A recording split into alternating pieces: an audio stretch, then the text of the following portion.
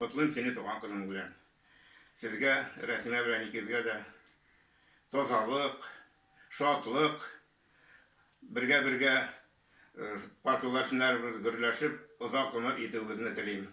Senin tuğan kılına parlaşıp partayığız degen jir bulak item.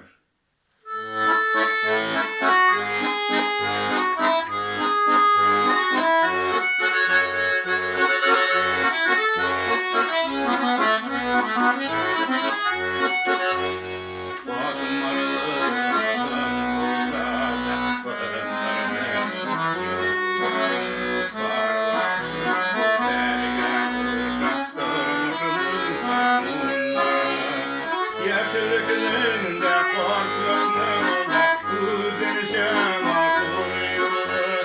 Eşsuayda inmatoluşa parmaşı kayıyor. Yaşlılıklarında korklarında üzerişeme koyuyor. Eşsuayda inmatoluşa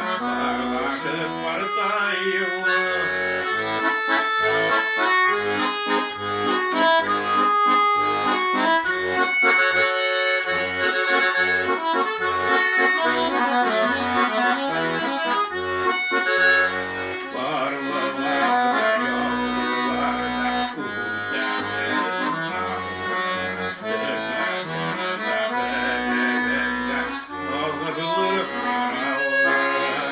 Yaşlılıklarında korklarında üzerişeme koyuyor.